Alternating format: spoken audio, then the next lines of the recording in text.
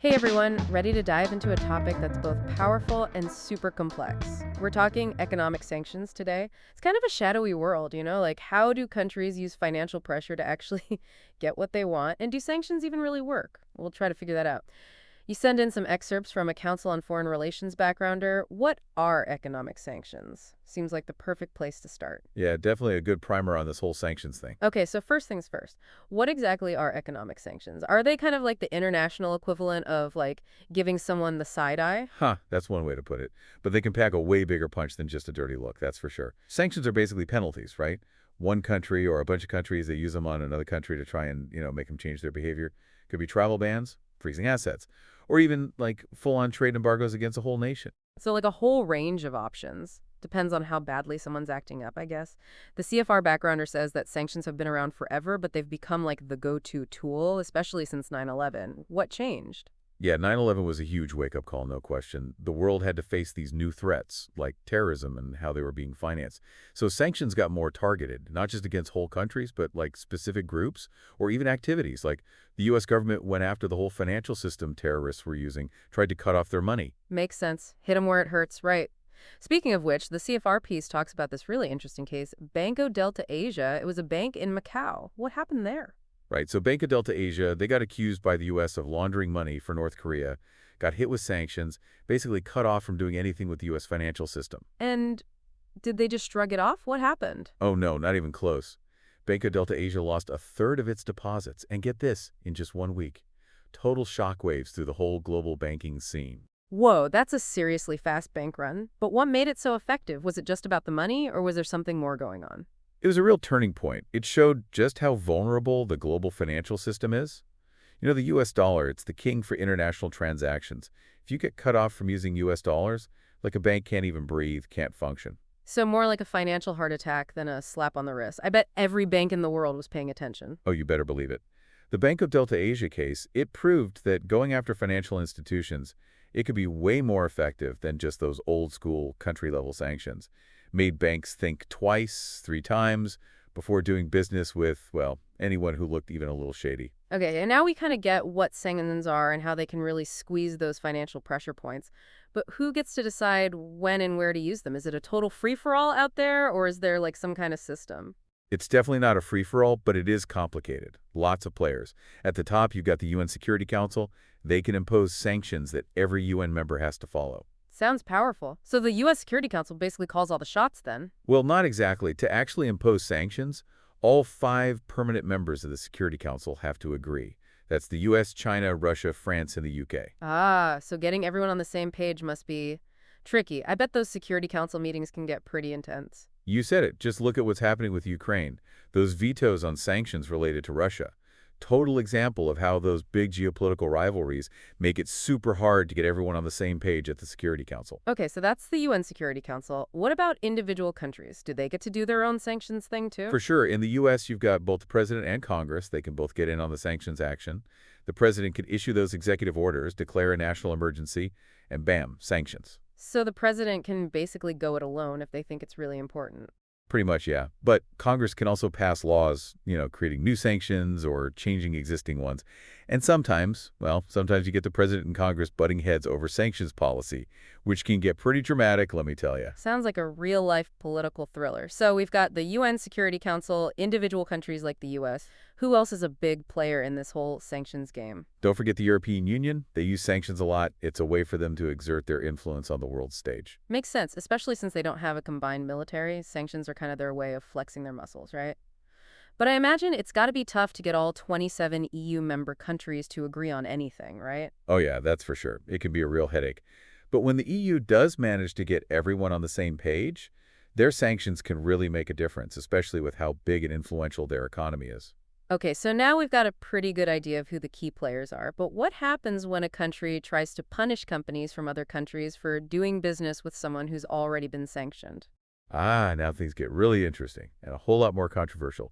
That's what's called extraterritorial sanctions. It's basically one country saying, hey, our rules apply to you even if you're operating outside our borders. So, like, if a company in, say, France is doing business with Iran, the U.S. could try to punish them, even though it's a French company, not an American one. Exactly, and that's where things can get really messy.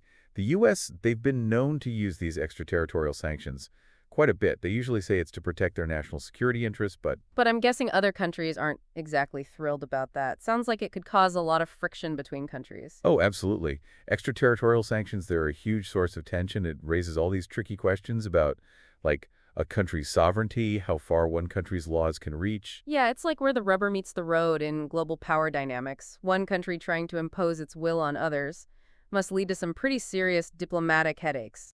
Not kidding. And it's something we'll probably see even more of as the world gets more interconnected. Countries are going to keep trying to throw their weight around in new ways. Well, you've definitely given us a lot to think about so far. We've gone from the basics of what sanctions are to this whole tangled web of players and global power dynamics.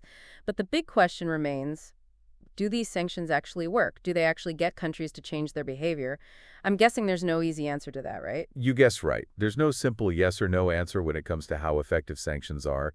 It depends on so many different factors. It's a question that's been debated forever by academics, by policymakers, by everyone. All right, well, get ready to go even deeper down this rabbit hole as we try to figure out just how effective sanctions are and maybe even, if they're ethical to use in the first place. Stay with us. Okay, so we know sanctions can be a powerful tool, right? But the big question is, do they actually work? If they don't get results, what's the point? Yeah, that's the question everyone wants answered. And just like most things in international relations, it's not a simple answer. You can't just say, yep, sanctions work, or nope, they don't. It really depends. So it's not like you flip a switch, slap on some sanctions, and boom, a country changes its ways. Nope, not that easy. It's more like a puzzle with a ton of pieces. You've got to consider the target country's political system, their economy, how they get along with other countries, even what their own people think. So many factors. Got it. So context matters. You can't just assume sanctions will have the same effect everywhere. Let's look at some real-world examples then. The CFL backgrounder mentions what's going on with Russia and Ukraine right now. The West put a ton of sanctions on Russia after they invaded. Have those sanctions worked? Well, everyone's debating that right now. There's no doubt the sanctions have hit the Russian economy hard. I mean, their currency, the ruble, it's tanked. Inflation's through the roof. Lots of international companies have pulled out of Russia completely. So on the surface, it looks like the sanctions are doing something, but But, and this is a big but, the war's still raging. The sanctions haven't made Russia back down from Ukraine. And that's why a lot of people are wondering if sanctions can really work in a situation like this. seems like Putin's been willing to just ride out the economic storm, at least so far. Are there other things going on here, though? Like, has Russia found ways to get around the sanction, or have other countries jumped in to help them out? All good questions. And it all shows just how complicated sanctions are in our globalized world. First, the workarounds. Yeah, Russia's definitely been hustling to find new markets for their stuff, especially their energy exports. They're also getting cozy with countries that haven't imposed sanctions, like China and India. So it's like you squeeze in one spot and things just bulge out somewhere else. What about other countries filling the gaps left by the sanctions? Has that made the Western sanctions less effective? Trade patterns have definitely shifted. Some countries that used to depend on Russia for energy or other stuff have had to find new suppliers. That's given other countries a chance to step in and, get a bigger piece of the pie. Sounds like a mixed bag so far. Sanctions are hurting Russia, but they haven't changed their political game, at least not yet. And in the meantime, the whole global economy is feeling the effects. Exactly. And that brings us to the bigger question about what sanctions are really supposed to do.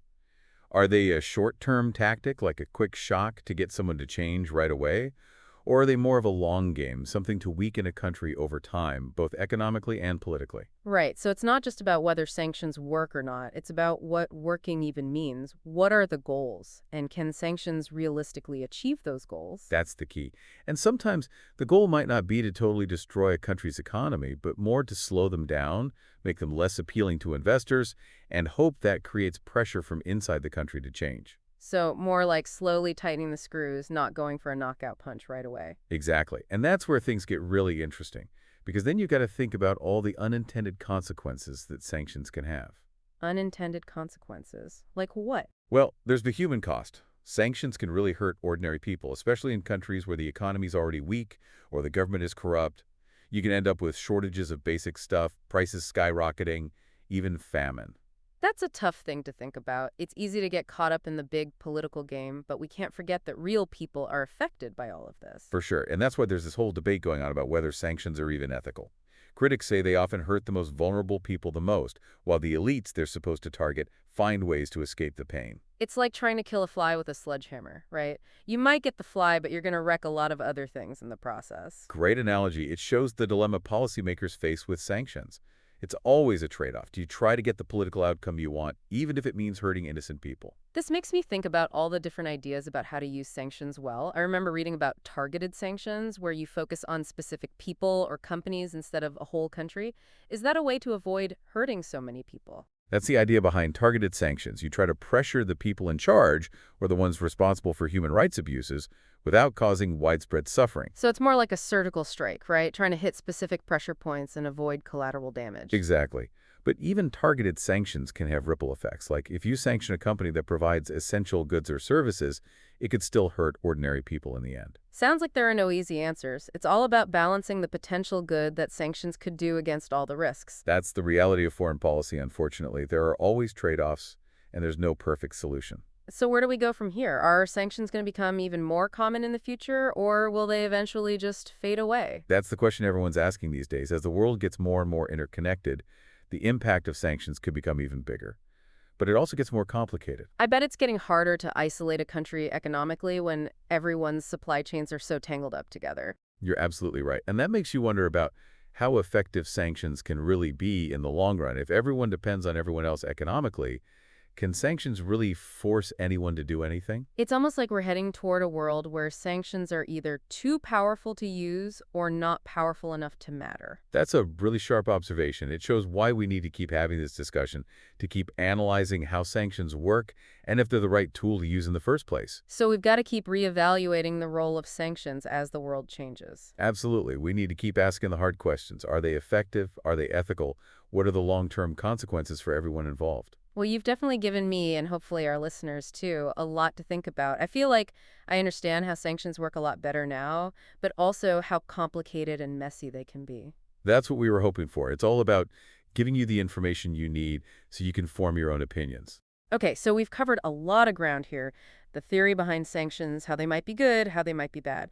But can we look at some real-life examples of how sanctions have actually played out? I think that would really help us understand this whole thing even better. Definitely, let's do it. We could look at some success stories, some cautionary tales. There are tons of historical and current examples that can really teach us a lot about the world of sanctions. All right, so we've spent a lot of time talking about sanctions in theory. Yeah, all the ins and outs, how's involved, what could go right, what could go wrong. But now I'm really curious to see how this all works in real life. Right, the rubber meets the road. Are there any cases where sanctions actually worked the way they were supposed to? Absolutely. And what about times when they backfired or caused, unexpected problems? Oh yeah, we've got examples of all that. I think looking at those real-world examples would really help us understand how tricky this whole sanctions thing can be. Totally agree. So where should we start? What's a good example? Well, how about a case that's been going on for decades, the U.S. embargo on Cuba? Ah, yeah, the classic example, right? Exactly. I remember learning about it back in school, but honestly, Been a while. yeah, I'm a little fuzzy on the details. Sure. What exactly caused the U.S. to impose that embargo, and what were they hoping to achieve? So it all started back in 1960, right after the Cuban Revolution when Fidel Castro came to power. Right, Castor. The U.S. saw his communist government as a serious threat. Makes sense. And they thought if they put enough economic pressure on Cuba, Like squeezing them. exactly, they could force them to get rid of communism. So basically, make life so hard for Cuba that they'd ditch communism and, become more like the U.S. That was the idea, but as we've seen with a lot of sanctions, Yeah, it's usually more complicated than that. way more complicated. So I'm guessing that's what happened with Cuba, too. You got it. The embargo definitely hurt their economy, right? Oh, absolutely, it's been rough on them, but it didn't make the communist government collapse. Not even close. Wow, so it didn't work. Some people even argue that the embargo actually made the Cuban government stronger. Can you believe that? Seriously, how could that be? Well, think about it. The Cuban government has used the embargo as a way to rally their people. They've painted themselves as the victims, said they're standing up to the big bad U.S. Ah, so the embargo kind of backfired. It gave the Cuban government a scapegoat for all their problems. Exactly. They can blame the U.S. for any economic hardship, any shortages. And their people believe them. Enough of them to keep the government in power, it seems. Wow, that's pretty wild. It really shows you how complex these situations can be. Yeah, not just about the economics, it's about the politics and the messaging and The whole international dynamic. Absolutely. Okay, but what about the impact on the average Cuban citizen? Did the embargo have any positive effects, like on human rights or political freedom? Oh, that's a tough one. A really tough one. It's complicated, I imagine. Very complicated. There are strong arguments on both sides. Okay, like what? Well, some people say that the embargo actually made things worse for the Cuban people. Made it harder for them to get basic necessities, limited their opportunities. That makes sense if you're cutting off trade and everything. But then others argue that the embargo kept the pressure on the Cuban government to improve their human rights record. So it's like maybe it helped a little in that area. Maybe, but it's hard to say for sure. It sounds like with the Cuba embargo, there's no easy answer about whether it was good or bad, effective or not. Exactly, and that's what makes this whole topic so fascinating and so frustrating sometimes. But the fact that the embargo has been in place for, what, like 60 years? Over 6 decades, yeah. And it still hasn't gotten rid of the communist government, doesn't that kind of suggest that it hasn't really worked? It definitely raises some questions about long-term effectiveness, that's for sure. Okay, so that's Cuba, a long-running example. What about something more recent? Well, the sanctions against Russia, those are a really interesting case study, especially since they're still evolving. Oh yeah, the ones after Russia invaded Ukraine in 2022. Right. Seems like the whole world was on board with those sanctions. Definitely unprecedented in terms of global coordination. And they were targeting everything: Russian banks, oligarchs, energy exports. You name it, they tried to sanction it. It was like they threw the whole sanctions playbook at Russia. They were messing around, that's for sure. And it had to have hurt the Russian economy, right? Absolutely, there's no doubt about that. The sanctions have had a major impact. But here's the big question. Have they achieved what they were supposed to? Like, has Putin backed down in Ukraine? Well, that's the million-dollar question, isn't it? And so far, the answer seems to be no. Really? So even with all those countries working together, putting all that pressure on Russia... It still wasn't enough to change Putin's mind about the war. Wow, that's pretty sobering. It is. It shows that even when you have a lot of global support for sanctions, it's still incredibly difficult to use them to force a country, especially a powerful one like Russia, to completely change course.